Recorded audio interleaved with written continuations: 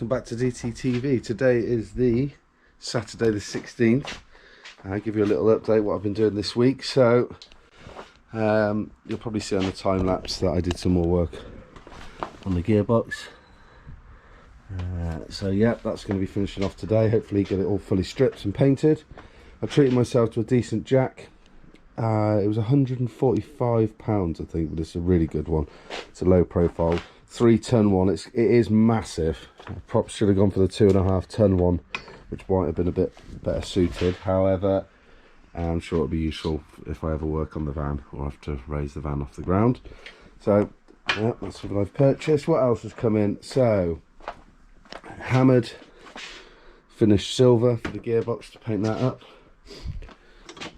The strips for the ones that watched the other video for the curtain rail and the T5, they've come back as matte black, which I have. What else we got? All other bits, got spare glide. The heater control valve in the T5 is playing up. You can't turn it round to put the air to the occupants, if you like. So I bought a replacement part for £14.95 off eBay and watched or read a blog on how to replace it. It's pretty straightforward. Should take about half an hour. That should mean I can sort out the issue in the T5 with the heating. Some other bits that we got back. Finally got, I think it's the thermostat housing. That's going to go on there in a second, so we'll get all that screwed on. A few other bits and bobs. The petrol cap, that's going to go back onto there, which I'll put on again as well. So drop it on the floor. The white brackets have come out nice. Oh, that's the throttle cable thing, so we'll get that on there. Should look pretty good. The white brackets hinges for the bonnet, so we'll rebuild them up with the bolts that I took off. Don't recall what that was for. So I'll figure it out. A couple of the black brackets that hold the hose lines on, figure out where these go. Alex, shout out to Alex, he's sent me some photos to show where they go actually. Now this, it looks like when it was under heat it blew out the bottom. The bloke said fluid came out, so the likelihood is I'll have to change that, but for now it'll do.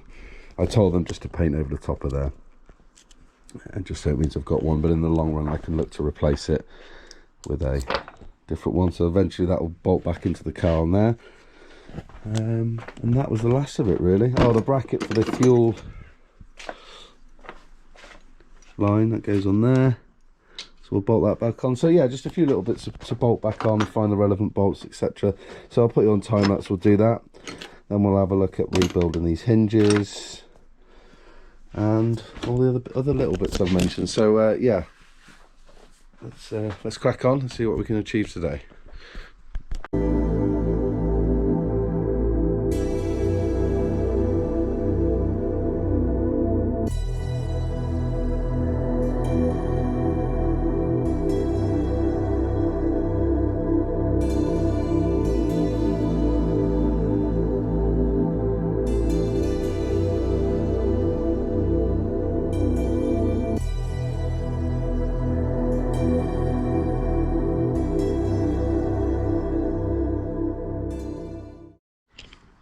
Okay, that's on. I put some RTV seal around this. It's looking pretty good. Got the fuel rail now positioned on and bolted in correctly. I think when I do the next batch of bolts to get zinc plated, these ones I've been talking about, I still need to wire wheel them all off. It's going to be a pain. I'll probably get these sent away and probably get these redone. Also in the week, this arrived. So it is a brass hollow tube for the vacuum that I've been talking about. I managed to measure the hole. I think it was M12, so I've just screwed that into there. These two lines are 4mm, so I've bought a reducer. I'll go from that size to the 4mm, so I just need to get a little bit of pipe, and then the reducer will take it down to the 4mm, and then that one will go to the map sensor, and this one's going to the actuator for the supercharger. So that'll pretty much look like that. So I've put that on, left this long vacuum hose here because that will obviously go to wherever the map sensor is going to be, so I'll leave that for now. And I'm still waiting on, I have a feeling that this one here might be too small for the 4mm, but I'm waiting on a little bracket that I've ordered to see if I can get that to hold into position. If it will hold in position, then when it comes to getting it rolling roaded and mapped, etc., I'll be able to see if it's creating enough vacuum. Hopefully it will be. So yeah, that's another thing done. I'm about now to screw the throttle cable plate that I've just had powder coated somewhere, wherever it is. Can't see where it is. There it is. So I'll mount that onto there now. And I also need to, I think in my last video I talked about the ICV valve, this one here, running the 2 pipes from that one pre throttle body and one after. Well, if I put this plate on here, I'm covering up the potential hole here for the line. So what I might end up doing is having to drill a hole in the side of this plate there, allowing me to put the fitting in there. So let's get this bolted on for the moment anyway.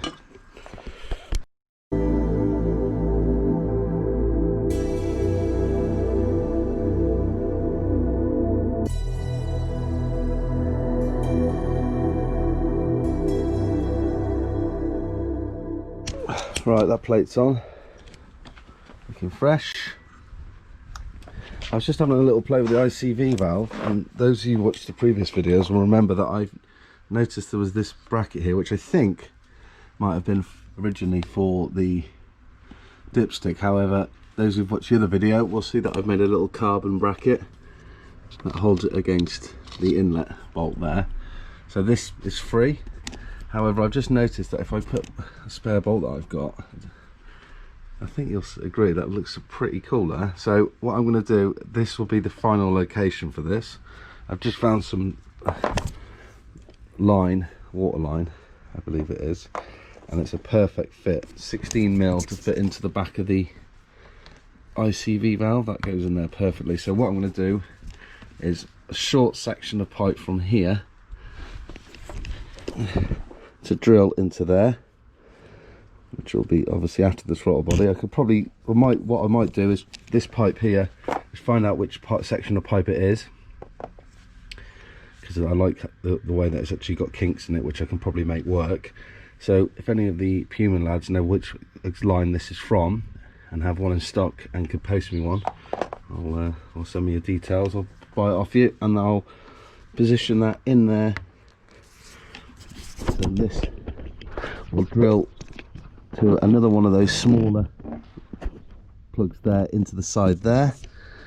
That section might work really well for that, and then another one from here out of that hole and into the side here. So I'm going to have to drill a hole in the side, which I'm not overly happy about, but I think that's going to be the best solution. It means I can keep the idle control valve. It looks pretty, it's a pretty good location. It's out the way. Once that's tightened up, that won't have any movement, and it just fills that gap a bit there. I don't think it's in the way of anything. Obviously, if I need to take the starter motor out, I'll be able to just unscrew it and take the pipes out. But yeah, I think you'll agree that looks pretty good. So I'm not sure. Yeah, perhaps I will. Perhaps I'll take this off now and drill it. Just a bit anxious about drilling into the throttle body because it was expensive. But I could probably put the pipe in there so it misses the top. But what I'm thinking I might do is go straight in the back there. Yeah, let's do that. I'm going to mark it. I'm just going to drill it. It's going to be fine. And then I'll get one of these brass connectors and we'll screw that in the side. In fact, what I could do is I might remove this brass connector here. Let's do that now. See if it fits that pipe, wherever I've just put that. Yeah. So I know you can't see what I'm doing at the moment, just a sec. Yeah, that pipe fits there.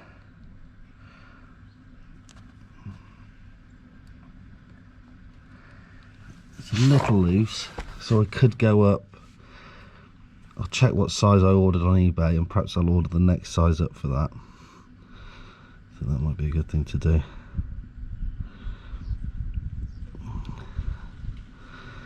And that'll pinch around there, and that'll give it the relevant vacuum. Okay, let's do that. Let's drill into the side of this.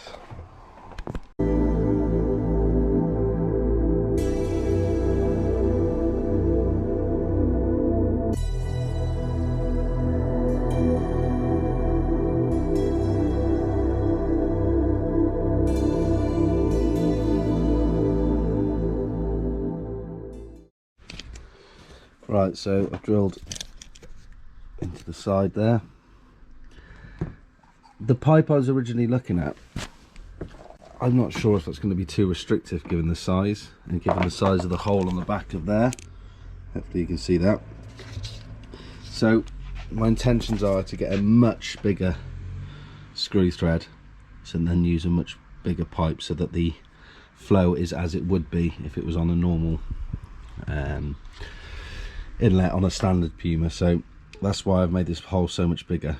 So I'll get us another screw thread in there, and we'll put one in, and then I've got to drill, as I said a minute ago, another hole in here, which I'm really anxious about. So what I need to do is to unscrew the inlet and make sure that that location there is going to be suitable, and if it's big enough to take the larger fitting. So for the moment though, I'm going to get the plate, the throttle cable plate, and line up the hole and drill a hole in that as well. So yeah, let's do that quickly.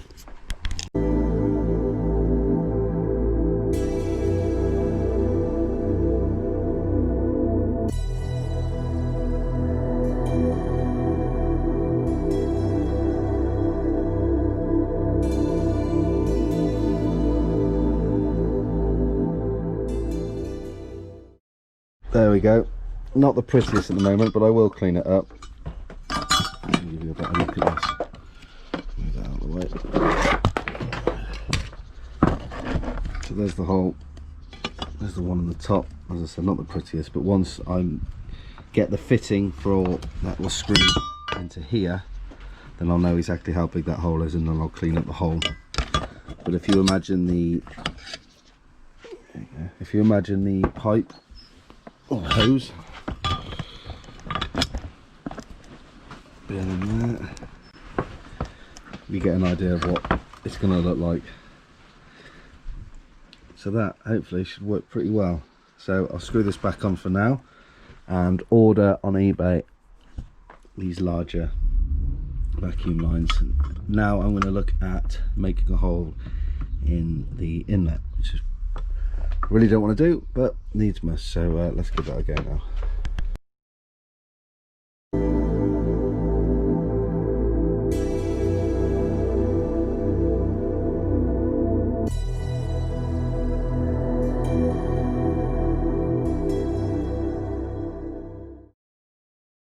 Siri, stop. Okay, so I've used this, I think the larger one of these, which I'll be installing in here, is going to be smaller than this. However, by using this as a guide, I know that it's exactly in the middle between that edge and that edge. So whatever size I end up drilling that out to be, I know it's going to be in the middle.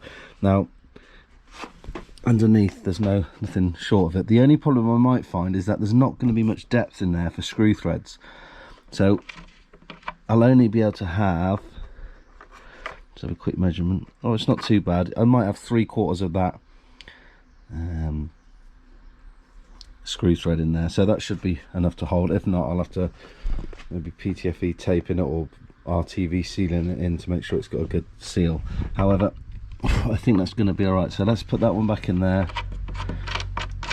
I didn't really need to drill that hole right now, because until I get the larger one of those, I can't drill the exact hole, so I'm going to wait to do that.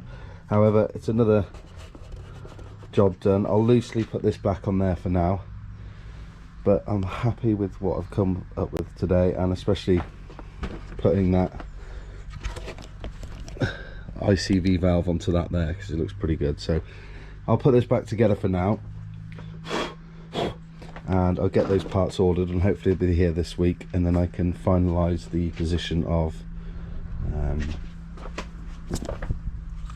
these here. What I might do is I might put it back on now, and I'll see if I can cut the hose that I was showing you a minute. I know I wasn't going to use, am I going to use that hose? I'm not sure if I am, in fact, so I'll have a think. But anyway, let's put this all back together for now. But pretty successful day so far, something I was a bit anxious about, so I'm glad we've got that done.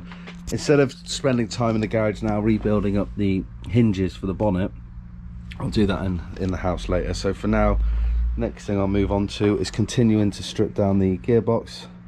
So it is a little sunny at the moment, which makes a change, so hopefully if I can get it out, the gearbox out on here, carry on stripping it down on the stand, and then I'm going to put the 2 coats of Hammerite paint on it. And the quicker they dry, the quicker I can then put the flywheel, the clutch on the engine, mount the gearbox to the engine, refit the starter motor onto it, and then that is almost the whole unit ready to be dropped into the car, which is pretty exciting. Then from there I will start looking at setting up oh, one thing I did fail to mention is I bought the stands arrived for the panels, just waiting on the stool. So what I might look to do is put up the plastic sheeting along here and segregate the garage into 2 areas, and then look at putting one of the bonnets onto there and see about making a start on sanding it, and seeing how difficult that process is going to be. So yeah, for now let's rebuild the engine back loosely with all the bolts in it so I don't lose them, and let's crack on with the gearbox.